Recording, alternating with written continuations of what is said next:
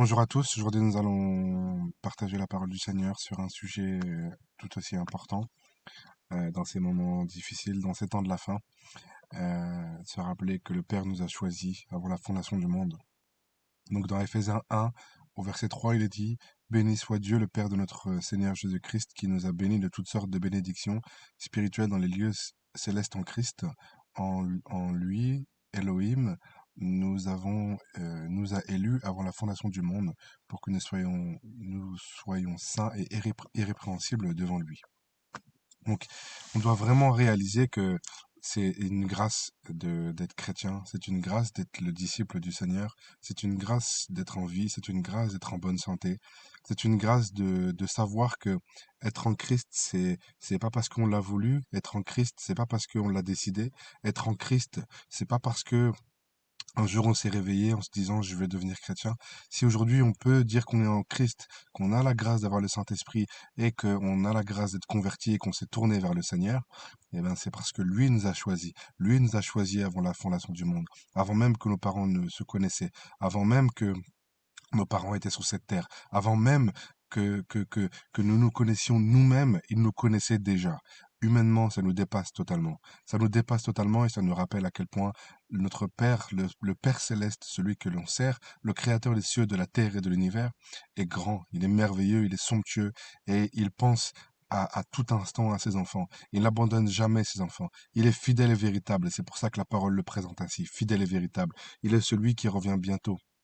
Il est celui qui transforme des vies et il est celui, comme je le disais au début de ce partage, qui nous a choisis. Il nous a choisis et mis à part. Mis à part pourquoi? Mis à part pour son œuvre. Mis à part parce qu'il nous a remplis de sa grâce, de son esprit, d'un caractère bien particulier humainement, d'une attitude, d'une culture dans laquelle nous vivons de, de, de, de traits de caractère, de manière de vivre, tout ça pour la gloire de son nom. Et ensuite, il va nous tailler, ensuite, il va nous préparer, ensuite, il va nous émonder, ensuite, il va nous préparer pour l'œuvre à laquelle il nous appelle. Si aujourd'hui nous sommes en vie, si aujourd'hui nous sommes en bonne santé, si aujourd'hui nous pouvons le servir, si aujourd'hui nous avons la grâce de pouvoir demeurer dans l'obéissance, non pas que nous soyons des personnes parfaites, mais nous voulons véritablement le servir, nous voulons véritablement le craindre, nous voulons véritablement obéir à sa parole, obéir à ses commandements, obéir à tout ce qu'il nous demande.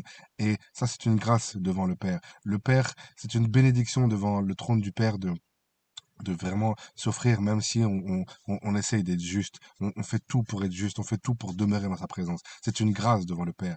Et nous devons comprendre que c'est encore une plus grande grâce de le connaître, lui, véritablement. Parce que combien cherche le Seigneur à travers la drogue? Combien cherche le Seigneur à travers la multiplication des partenaires, hommes ou femmes? Combien cherchent à remplir un vide qu'ils ont dans leur cœur avec les réseaux sociaux, avec les nouvelles technologies, avec les choses de ce monde? Combien cherchent à remplir leur cœur de toute chose qui pourrait remplir un tant soit peu leur cœur. Mais malheureusement, ça ne fonctionne pas. Malheureusement, il faut toujours recommencer. Malheureusement, le cœur ne peut pas être rempli de choses vaines ou ça amène un apaisement pour un temps, mais par la suite, il faut encore recommencer, recommencer et recommencer et on en devient malheureusement prisonnier. Alors que dans le Seigneur, lorsqu'on lui fait confiance, lorsqu'on décide de lui donner sa vie, eh ben véritablement, il transforme nos vies et il nous met à part. Et il nous met à part pour que nous puissions le servir, afin que nous puissions le craindre pour la gloire de son nom.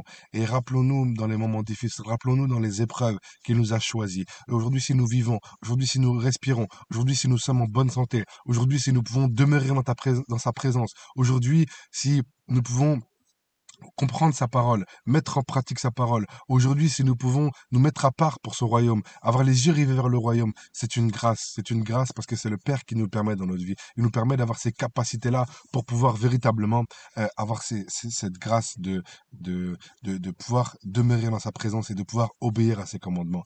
N'oublions jamais que le Seigneur est fidèle. La parole le présente comme fidèle et véritable. Jamais il n'abandonnera ses enfants. Il est fidèle et il nous a choisis non pas pour que nous périssions.